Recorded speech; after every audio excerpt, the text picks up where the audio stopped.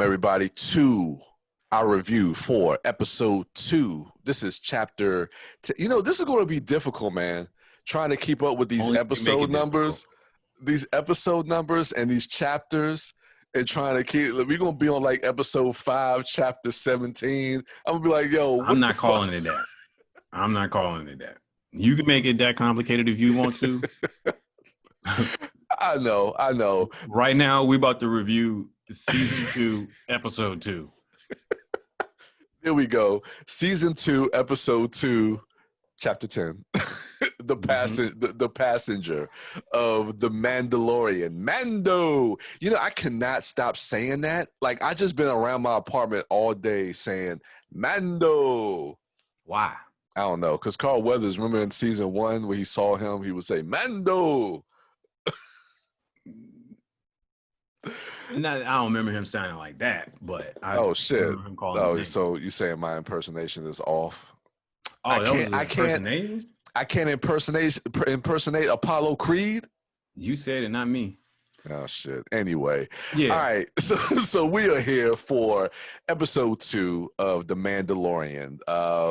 D, I know you're just literally fresh off of watching this episode. Dang, throw me under the bus. No, how you know? Maybe I wanted people to think that I watched it like the second that motherfucker dropped, but no, they don't know. They don't know when we recording this. It could be 1:00 in the morning right now. They don't know. They know now because I'm just admitting it. Yeah, I just watched it. Oh shit! Yeah, man. So, you know what? Let's start with you, man. Coming fresh off the episode, literally, what are like some of your first impressions of what you thought, especially compared to last week? I liked last week's episode better. Okay. I don't know, man. Like I thought this episode was okay. Okay. All right. Yeah. There's some things that I really liked about it, and there's some things that I really didn't like about it. Is it more like story elements that really just didn't connect with you this time around, or is it stuff like, as far as like just maybe like the way it was shot, the pacing, or like what do you know exactly?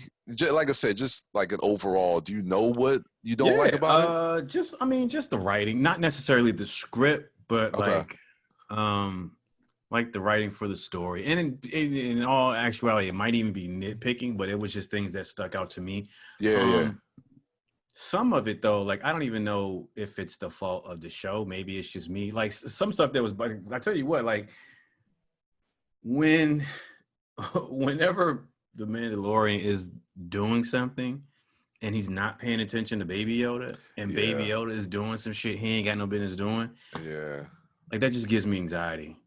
And plus, it's like, okay, dude, treat the child as like a bounty. Like, if he had a bounty, I'm pretty sure he wouldn't let that bounty out of his sight, right? Nah. To not risk losing that bounty. What's the difference? And if anything, like, this is a baby, so I would think you would be more in tune, more alert. But I get it. It's the show's doing that so that things can happen. Like, so the Baby Yoda can eat an egg. Okay, that right there. Oh man, we'll get to that. Let's go ahead and start from the beginning, because there's some stuff, like I saw it this morning, and there's some things, probably more nitpicky things like you were talking about, that kind of bothered me about the show. It doesn't take me out of the enjoyment that I'm having watching this show, because I really enjoy watching this show and I look forward to these episodes. But there was some nitpicky things that I was just like, but we'll get to that. But yeah, that whole egg thing, oh my God, shit was crazy. The opening, we kind of pick up where we kind of basically left off from last week, where we're still on Tatooine, and you see like some of these. I guess there are like other people out there that know that there's a bounty for Baby Yoda, and they're trying to get him. So they're these, I don't know what you want to call them, kind of like these bandits, so to speak, are setting up a trap when Mando is riding on his speed bike, his speedster, and they set up a trap to kind of have him tumble or trip up his speedster. And that whole sequence, I actually kind of like that for the cold opening, because we get like one of those like little cold openings before you see the Mandalorian title. Yeah. And I don't know, it had a bit of comedy with the towards the end with the one guy with the jetpack. What you Dude, think? that shit was me. That's I saw that coming too. Dude, that's cold. Like when you think about it. Oh man, that was rough. Yeah, I mean, I laughed, but yeah, man. What you think of that whole opening sequence? I really enjoyed that opening. uh, I enjoyed it too. But then this goes. I mean, this kind of ties into like some of my issues with like the rest of the episode. Like it's one of those things where like not even just specific to the Mandalorian, but when narratives, when a story writes a character a specific way, writes a character's ability a specific way, their equipment or whatever, basically outfitting like the Mandalorian with everything that they have him use. But then like in situations where it would be the most logical thing to do, like he doesn't do it, like for the sake of like having an action sequence play out the way that it does. Like there was just certain times in this fight, but then also in the cave with the spiders where I'm like the flamethrower thing. I know I'm jumping ahead. Why didn't you just do that like from the jump? Like why you was in there, like give yourself some space. And then like, but then like also with like the people that he was fighting with in the desert, like I would have set them people on fire with the flamethrower. Speaking of flamethrower, it's no reason why anybody should be in that shipwreckage freezing, and this motherfucker got a flamethrower on his arm. Well, you can't just be igniting the flamethrower and any old, be all willy nilly with a fucking flamethrower. Can you? We be willy nilly. No, find something flammable, set it on fire, build yourself a fire so you're not freezing inside this damn crashed spaceship. Well, the little gecko lady, she found a hot spring. You go act like this whole episode they ain't call her a frog. Did they call her a frog in this lady. Echo? You just gonna totally disregard what she or what it identifies as. You just gonna call it what you want to call it. Brian, it's 2020. Ain't you learned anything? Hold on, let me look it up on IMDb. You know what? Yeah, you're right. Frog lady. Frog yeah, gecko. Right. You wrong. Frog lady, not gecko lady. Well, the frog lady, she found a hot spring. So I mean, even though it was in an area that had like, these spider, we'll get to that shit. Fuck. But so what specifically about that opening kind of bothers you though? That fight went on too long. Like that. Too long? Those are if they're just bandits. He's a Mandalorian, right? He's got all those weapons. He's got all those gadgets. He's got all that experience. That shouldn't have took that long. First of all, he could have that standoff didn't even have to go that way. But like I said, I understand. I don't want to nitpick on that because I understand that's just for the cold opening to get to that part where he puts the rocket pack on and shuts it off. It was funny, man. It was funny. Yeah, I like that man died when he hit the ground. Or even worse, while you laughing at that little thing, he didn't die, but he broke his neck or his spine or his legs, and he's paralyzed. He's left. Cracked his skull. Probably fell right on his head.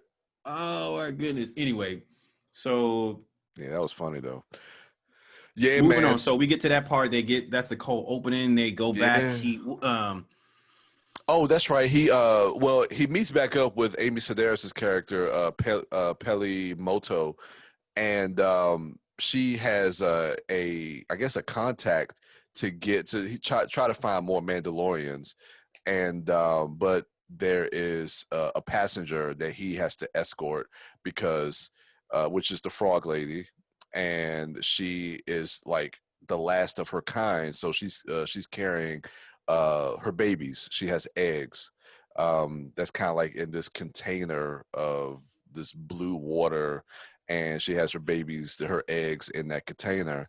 And so Amy Sedaris' character Pelimoto asks that Mando escorts her to, I think, a planet called Trask. I might be getting that wrong, to meet up with her husband so they can basically continue their lineage. And so that's kind of like the setup. And yeah, and then kind of like zany zany hijinks ensues with Baby Yoda. And you know what, we talked about this last week about Baby Yoda, where I felt like it was a little bit light on Baby Yoda. It felt like he kind of took a little bit more of a backseat to that episode. Going to your point though, man, like the cuteness of Baby Yoda, like they put that on Front Street this episode. He is on full display. Even with that opening, like going back to that, like when one of that little bandit has Baby Yoda and he puts him down, and like when he scurries over to Mando, I was like, oh my God, like y'all can't keep doing this. Yeah, and I swear, like he's done more talking, or if that's his version of talking, or verbally emoting in this episode than he has since the show started, if I'm not mistaken. And it almost caught me. To me, it was kind of jarring because, like, I'm speaking specifically about that scene when he wakes up and he realizes that the Frog Lady is gone and he's outside of the ship and he sees her footprints. Mm-hmm. Yeah. That in that particular scene, when Yoda is looking, Baby Yoda is looking, and I guess he's getting ready to pick Baby Yoda up to go follow her. But like in that particular scene, like he's making all kind of, he's almost like he's talking. Mando's talking basically. I mean, he's really almost talking to himself. I don't even know how much he understands or thinks Baby Yoda is comprehending what he's saying. Yeah. But in that scene when he's talking, Baby Yoda is making noises like he's talking, like he's responding. And I mean, outside of that scene, and other scenes that Baby Yoda's in, he's been more vocal on this particular episode. And so he's cute, but then like that shit with the eggs, like him eating the eggs, like that, that was making me mad, because it was that was frustrating me. That's that lady's entire lineage, like the rest of her folks. So like that caught me off guard. Shit. That caught me way off guard, because like it seemed like when you first see the scene with Baby Yoda and he takes a liking to the eggs, like for me, I was thinking, okay, does he have some type of connection with this species? Like, you know, and the way his stomach. Yeah, I know. Just like I got a connection to Panda Express and they honey walnut shrimp. I know that, but you know, like sometimes like he'll use the Force, or maybe he has like, I didn't know if he was like using the Force. No, he was hungry, bro. He was just hungry. I know. Yeah, but again, this motherfucker going around, he can't eat the eggs. He eating face huggers and shit. Like he just eating everything in this episode. Yeah, and I'm just like, and I know age is relative, but I'm like, come on, Baby Yoda, you older than me. You should know better. You're 50 years old. Come on, man. You've been on the planet longer than any of us have. But I guess he's, you know, but age is relative in this. But yeah, I found that to be extremely frustrating. Because yeah, like these are the last of her kind, and he is just popping them shits like Skittles. I'm like, bro, you gotta stop, man. And Mando's got to be more attentive to him, but. It was kind of funny though, but it was kind of like nerve wracking, and it did make me anxious as well.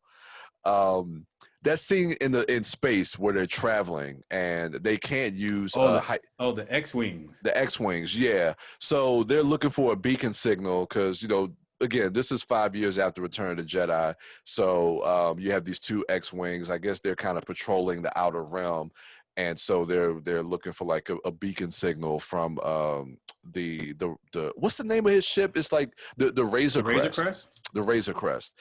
And he is hesitant to put on his beacon and give them the information that they're asking for, and then he just kind of he just outright not trying to do that because he don't want to. You know, he gonna come up hot on their scanners, yeah. So he jets. He pulls one of those moves where, you know, like the person just kind of runs like right in the middle of the conversation. Star running gone. That shit was funny. But I'm gonna tell you what though, I know people probably like, man, how's all you doing is complaining about this episode. You don't even like the show. Remember when we were doing the Game of Thrones recap? People were like, does he even like this show? Oh yeah. Anyway, so that people don't think I'm just totally shitting on this episode, I do want to say this particular sequence first of all, I didn't know like how much joy I was gonna get from just that shot of those two X-Wings coming into that. Yeah, same. I was like, damn, okay. Anyway, but that sequence, the VFX work on that sequence and even in the opening, you know, I had my issues with the fight sequence in the opening, but right before that happens, with what you were talking about, and they show Mando traversing the landscape on his speeder bike. The way that was shot, using the technology that they're using, that Disney's using for this show, I thought that I liked the way that was shot, that opening, but also like the entire sequence of the X-Wing and Razor Crest chase sequence. I like that too, going down to the when they breach the atmosphere of the planet and then going through the clouds and all that stuff. Just the way that looked, the quality of the VFX work, is top notch. Yeah, I love that too, and even a lot of the maneuvering of the way they move the air, specifically with the Razor Crest, like the way Mando flies that thing, and the way he's able to hide and divert from the X-Wings. I thought that was really, really done well. And you're right, the visual effects look amazing on particularly for that sequence. And then he crash lands. And they fall. They crash land first, and then they fall below the surface. It's almost like they cave in and fall below the surface into kind of like this cave tavern type of area, cavern type cavern, like cavern. It had like a bar, and it had it was a bar. Serving drinks. Yeah, it was like the Mos Eisley of. This ship in that sequence, in this moment when it crashed and then it falls through the ground, like you're saying, and it goes down to this lower level, this cavern. That's what I said. That shit got messed up like really bad. Like the hull had significant hull damage. That's my issue. Now we just left Tatooine where Pelimoto fixed his ship, and we get right into the next episode, and he damages his ship again. Like the Razor Crest is going through so much shit, and then he's able to just fly. Like. I don't know if maybe the laws and physics of Star Wars is different than our real world. You know, maybe we shouldn't look at spaceships like we look at aircraft and on Earth. Maybe like spaceships are more like cars. They can get banged around and still drive. I don't know. It's funny you mentioned the laws of physics, because during this episode, when we get to this one part that made me think about this, I'll bring it up. But during this episode, I myself was questioning the laws of physics in this universe, but I was trying to rationalize why certain things were happening. But then I thought, okay, the laws of physics should apply to that end of the galaxy as if it would apply to this end of the galaxy, because in regards to physics, at the very least, gravity, that shit exists on Earth. It exists to a lesser extent on the moon. There are other a gravitational field isn't something that's unique to Earth, is what I'm saying. And that's physics, right? So if that element of physics is universal, you kind of, to me, I kind of translate that all our laws of physics should be applying. So when you crash a giant spaceship like that, and then a giant spider crashes on top of it. Yeah, no. You can't just fly. You can't just fly off. Not like that. I don't know. But again, this is a galaxy far, far away. And maybe they have their own rules, and they have their own rules, but a frog exists in that end of the galaxy far, far away. The word frog is a made up English word, right? Well, yeah, they speak English. English comes from Earth, right? So it's still a connection to us, right? Yeah, I get it. But you can say that about anything. I do. But you know what? But I'm not but I'm not arguing with you because I agree. I mean, it was something that stood out to me only because he was getting his ship repaired in the previous episode, and he comes in this episode and wrecks the ship again. And I'm So like, for me, my issue is I know people. Just let me have it in the comment section. For me, the issue was like if when they had crashed, if the damage had been represented in a way that it correlated with what we saw him doing. He had like a little small like welding thing, and he was like, welding some wires and shit like that. If the representation of the damage when that shit first hit the ground, if it was indicative of something just that small needing to be done, okay, that's one thing. But the hull broke apart. Like they had a giant hole in the side of it. There was stuff hanging out from damaged panels on the side. He only had a blowtorch. Like, where you getting like extra material to patch up all this shit or fortify the structural integrity of the daggone spaceship? But I digress. I say all that, ladies and gentlemen, and Brian. But even outside of all that, I was still able to enjoy a bunch of things about the episode. So yeah, but it's a passage of time. You know how they do those Star Wars wipes? Those Star Wars wipes, and it's a passage of time. So we don't see all the equipment and the tools that he has in the Razor Crest stored down, down below that he's using to fix the ship. Yeah, so it's got a suspension of disbelief, man. Yes, all right. My disbelief is suspended indefinitely. No, we can't. Don't do that. Okay, the sequence. It wasn't that bad for me. Now, anybody that's been listening to the ItMod podcast or been watching me on this YouTube channel should know or probably know that I have a fear of those little creepy crawlers.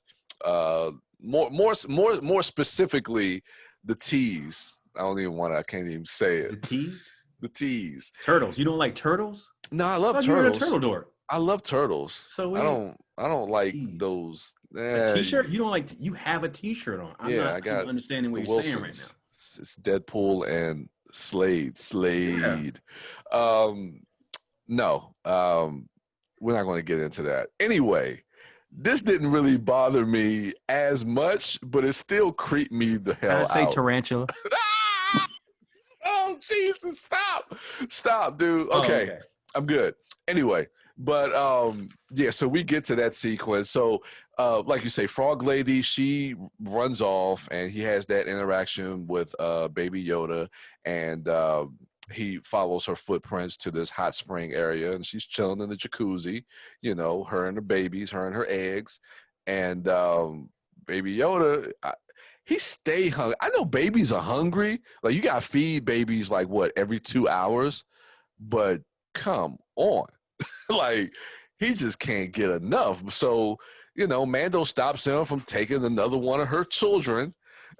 And he sees like these little face hugger type of eggs, just all these different things lying around in this area. And so he decides to just have a taste on one. And then, yeah, man, that shit, when that shit opened up, I didn't know what to expect. I was bracing myself, and then like when the big joint came out and I saw it, I was like, and especially like, and you know what it is? It's those fucking sound effects. Oh, it's the Foley of that. It's like that. Anyway, I set it up. What you think of that whole sequence? Actually, you know what? I thought that action sequence was really thrilling. I liked it. I thought it was well paced. The way they kind of set it up in the beginning with Baby Yoda, and how it kind of just escalated and it kind of ramped up. I thought it was a really, really well designed and well executed action sequence with all of those little spiders and everything. But what did you think of that whole setup, that whole sequence? I thought it was fine. I mean, again, like Baby Yoda eating face huggers and shit. I was like, man, why do you keep taking your eye off of him? Yeah. Every time you do that, he gets into some shit. Like after a while, it doesn't. It's not even. I don't know if they're doing it for comedic effect, but like after a while, this shit just is not funny to me, right? But Yeah. anyway, how it's set up, like from him eating the eggs to the eggs hatching, even the reveal when they pull the camera back. I like how they pull the camera back and reveal that. I thought it was set up well, and the pacing of it was good. But again, like if I'm nitpicking, my whole thing was when he first started noticing him hatch. I would have just started setting them on fire like right then and there to give us some time to at least cull the herd, so you don't have a million chasing after you. You got like 1,000 at least. Yeah. So I don't know why he didn't just start shooting. Then he has the little rockets, the little needle rockets. The whistle something. Yeah, I'd have been using those too. Hummingbirds. But yeah, especially like how it led up to them retreating back to the ship and then back into the cockpit and being fortified in that cockpit. So I thought that was a thrilling sequence. Then like when the giant spider, because they get in the cockpit, they start the engine and he begins to lift off, but the giant spider friggin' jumps on top of the spaceship and brings it back down to the ground, and it is attempting to get in and breach the hull. It sticks two giant holes in the cockpit, and as it's about to attempt to break the glass, that's when the X-Wing pilots from the beginning of the episode come and save the day. And it's not immediately revealed that it's them. For a second, I thought it was the droid, the murder droid. I thought like maybe the frog lady, because she got it hooked up. That's another thing too. We'll talk about that in a minute. But she got it hooked up to do the translation. So I was like, did she cut it all the way on so that they could like help defend them or stay in guard or some shit like that? But it turns out it was the X-Wing pilots. If it was the robot, I might have been happier. But the fact that it was the X-Wing pilots, I thought that was kind of convenient. Although, again, at the end of the day, like by the time they were taking off, I was like, that's cool. X-Wings. Yeah. So I was like, all right, I'm cool with it. At the end of the day, though, and that's the thing, all my criticisms aside, the sequence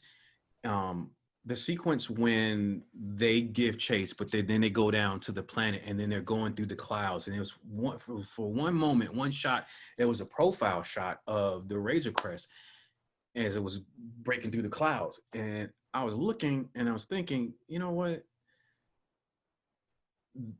This is a Star Wars. This is a live action Star Wars show. Like this is, it's not, it doesn't necessarily, what I'm seeing right now doesn't necessarily tie into the final shot of the last season.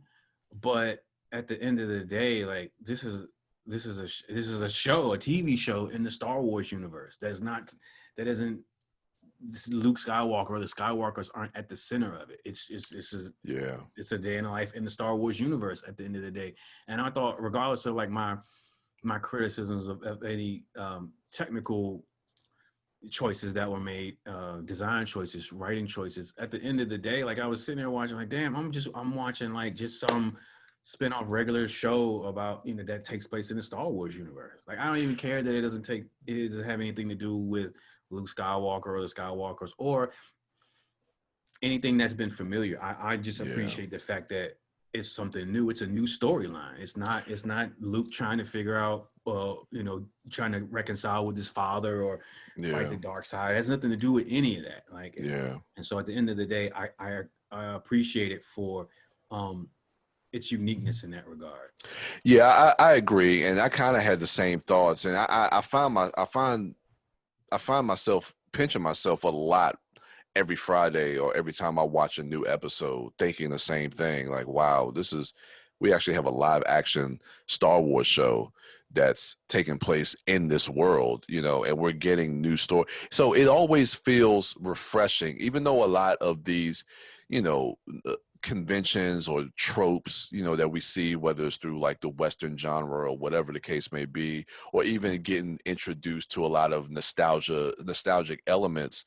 of Star Wars canon with a lot of these ancillary characters and things like that, it just always feels refreshing that we're telling a different story, even though it's part of this corner of the galaxy within Star Wars. Yeah. We're telling a different story that doesn't have to deal with the Skywalker saga. And that in and of itself, as a Star Wars fan, whether you're a hardcore fan or casual fan, I think that's refreshing to always see. Yeah. And I'm always pinching myself every time I'm watching this, like, wow, like they did it. They fucking did it, you know? So it just makes me look forward to all these other shows. Like once they get rolling, you know, whether it's the Obi-Wan or the Cassian Andor or the damn Boba Fett show that's supposed to start shooting next week is rumored. Oh, I read something slight, a little bit about that, but I didn't read in depth. But talking about last week's episode and talking about it not on the review cast, but talking about it with you and Brad afterwards. Yeah, I'm cool with not really exploring more Boba Fett. I mean, yeah, I like the design of that character and the mythology and the mysticism of that character and how that has grown throughout the course of, the 20, 30 years, 40 years, it seems like now. But I mean, I'm cool with it, but it also gets me excited to see what Filoni and Favreau are going to do with that character, knowing that they're hardcore fans and seeing what they've done already with this particular show. I'm always curious when they introduce like new or old elements and give it a new spin. So that's what really gets me excited. But like you were saying last week, like I'd have been good if we never really saw Boba Fett. But now that he's been introduced, I'm excited to see where they take this character. So hopefully it's in a good place. But the last point I want to make with the X-Wings when they come to kind of save the day is I think this particular episode for me gave out a lot of information as far as where Mando stands within the galaxy. With as far as like we know that there was a warrant out for his arrest. The X-Wing pilots they end up letting him go. I like that line that he says at the end. He says something to him, and he said, "These are trying times." No, he said, he was asking if he could get a lift or get something. And he said, yeah. He said, no, he's saying, can you help me patch up the hull so I can leave? Yeah. And he said, well, he's like, he said something to the effect of, we'll ignore you. Get that transponder fix. Yeah. We'll ignore that antique or something like that. And basically telling them like, because of what he's done, as far as bringing in a couple like 3 different bounties, that they're just going to let him go, even though there was a warrant out for his arrest. So I think that is going to play a part moving forward, whether it's later in this season or moving forward in other seasons, as far as where Mando stands with the I guess it's the New Republic is what we're calling it. So I don't know. I found that to be interesting, just to kind of give out that little tidbit of information. Remind me the stuff that X-Wing pilot was saying that, well, we heard you did this and we heard you did that. Is that stuff that he did in the first season? I want to say that, you know what? I wanted to rewatch the episode, and I probably will rewatch it. I want to say it's something from the first season, or if not, it was something that was referred to, maybe something that Mando did, but I have to go back and listen to exactly what it was. But again, anybody that's watching this, definitely comment below and feel free to correct us, because Only reason why I'm asking is because part of my criticisms, and we talked about this before when we reviewed last season, is that I was taken aback by how some of the episodes felt like filler episodes. They didn't feel like they connected to the main storyline. Yeah. And if what he's referencing in this episode is stuff that happened in the first season in the filler episodes, to me, I think that gives those episodes meaning and a purpose now within the larger context of the narrative, because his standing, like you said, his standing in the Republic, it obviously affects this particular interaction right here, and I'm pretty sure it's going to have we'll see some more of the residual effects of things that he did later on in the season. But yeah, I think that if, like I said, if what he was talking about is stuff that was from the first season, I think that does a good job, and it goes a long way as far as me as a viewer to validate those quote unquote filler episodes. Yeah, so I think that's pretty cool if that's what he's talking about. Same. I agree, because I think ultimately a lot of people can probably look at this episode as kind of feeling like a filler episode. But again, because of the information that we've received about Mando and, his place in the galaxy, we'll see how that plays out in upcoming episodes. So yeah, I like that as well. Again, it's just long form storytelling. I'm gonna sneeze at some point, just so you know. I feel like I'm just gonna say it right now. So I'm doing a preemptive, excuse me, and self-gazoon type. Okay.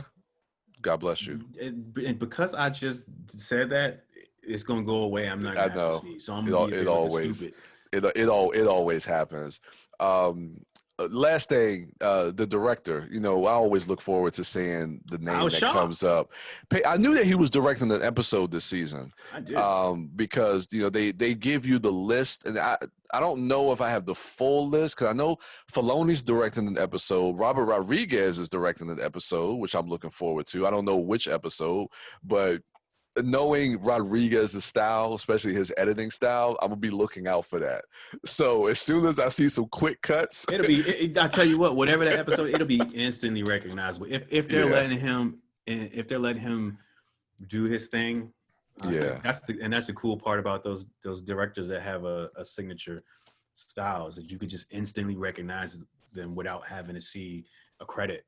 You know what I'm saying? By him. Absolutely, so, and he's one of them. Like, he's one of them. Yeah, absolutely. We could tell that even though we knew Taika was directing the season finale, but watching his episode, you could see That's still my favorite episode.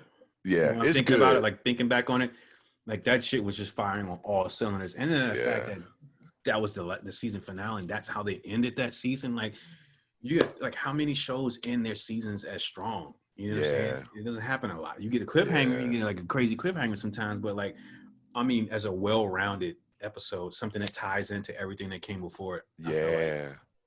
That's my favorite so far. Yeah, that's a strong one. I think that and last week's are probably two of my favorites. Last week was good too. And who knows? Like, if I sit with that one some more, probably by the end of the season, that one probably might shoot up. But at the end of the day, like, we still have to get. I keep forgetting, and it's so funny. This is the cool part about me taking a step back from spoilers, not being up on the director's list or whatever. I am aware that Ahsoka is supposed to be in this season, but because I'm not like online constantly like reading updates or following the Mandalorian and stuff like that, I hear that news and then life happens, and then I forget about it. And so it's cool that I'm talking about like my favorite episodes of this season, and we're only on episode 2. She still has to get revealed, which once that happens, that's probably gonna blow my mind. And I'd love if fucking Robert Rodriguez directs that episode, because she's a badass, and I would love to see action sequences shot by him featuring her. So that'd be cool if that's the episode. Also, I'm still waiting for Gina Carano's return. Yes. I'm looking forward to that. And freaking Giancarlo Esposito's character, like Moff Gideon. You can't just last frame a season and then leave me hanging like that. I gotta know what's going on. So that's what I was.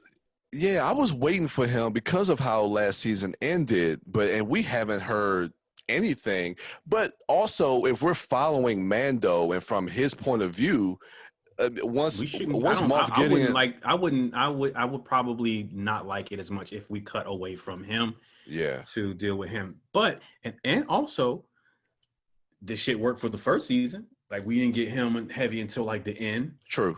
And so I trust him. And look how that played, right? Yeah, look how that episode played. No complaints at all. So if they're gonna kind of follow suit similarly with season 2, as long as like that shit, that last episode or whatever is of high quality, I don't care. Yeah. So yeah, like I said, Peyton Reed directed this episode from Is he doing Ant-Man. Ant-Man 3? Yeah, he's doing Ant-Man 3. So, he's probably most well known for doing Ant-Man and Ant-Man the Wasp and Down to You, I think it is. Was that the movie that he did? I have to look it up. It's a movie with Ewan McGregor. Was it? It may have been Down to You. Correct me if I'm wrong. Either way, but yeah, Peyton Reed directed that. So he's within the Disney Marvel family. So to give him an episode, I thought he did a really good job. Again, I thought even though it wasn't probably one of the best. I mean, it's only episode 2 of this new season, but I thought he did a damn good job. Brian. Taika directed an episode. Peyton directed an episode. Favreau directed an episode.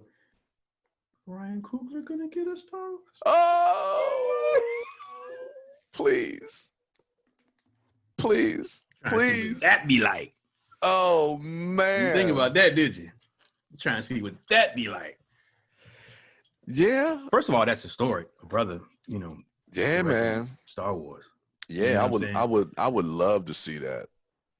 Man, dude, it's gotta happen. It's gotta happen. They're bringing if in a not lot Mandalorian, one of these other Star Wars shows. Yeah, because they're bringing in a lot of some of the Marvel directors are coming in to just kind of do an episode. I mean, why not have him come in, and say, "Hey, let me get a shot at directing an episode of this." So I could definitely see that. I could definitely see. Gonna say, yeah, he can like whatever you want. And look, once James Gunn, once he's done with Suicide Squad and he comes back to do Guardians 3, I could definitely see James Gunn doing an episode. Gosh, and that that'd be insane. That'd be so much fun. Because just look at the strength of his friggin' Guardian space science fiction. Yeah, that man. Shit is basically Star Wars. It's aliens from other fucking galaxies and planets, different races. And if you think about it, Guardians was, and we talked, and I remarked this when we did our review cast for the second one, maybe, or when we were talking about it. But the fact that in those movies, he already has like different species that look nothing like the other species and stuff like that, going to different worlds. Plus, he's mastered controlling a group dynamic. You know what I'm saying? Like multiple characters. He can shoot action sequences. He can inject humor, heart, all of it. Like he's a total package. And again, he's proven himself already with two Guardians films, right? Yeah. So he'd be a perfect fit. I don't see why he wouldn't.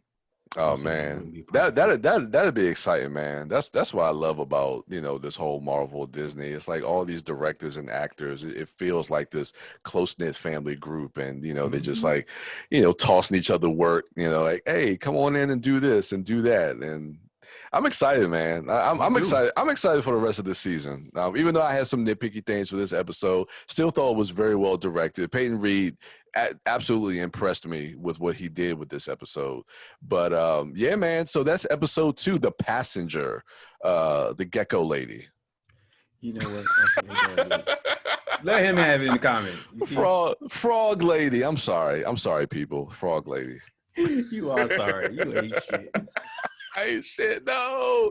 Anyway, go ahead and follow DiscoDork at TheDiscoDork on, well, not Twitter, but on Instagram and Facebook. Follow me at TheTurtleDork on Twitter, TheTurtleDork1 on Instagram, and Brian William Young on Facebook. And make sure you follow our other dorks, Wife Dork at Sidewalk Siren on Twitter and Instagram, and at Mouth Dork. For Mr. Brad Gullickson. He is at Mouth Dork on all social medias. And our boy Billy Das at WB Das on Twitter and Instagram. All right, guys, that's going to do it for us. And we will see y'all next week for episode 3, chapter 11, 12. Doing all that, bro. It's episode 3 of season 2. There you go. All right. And with that, we out.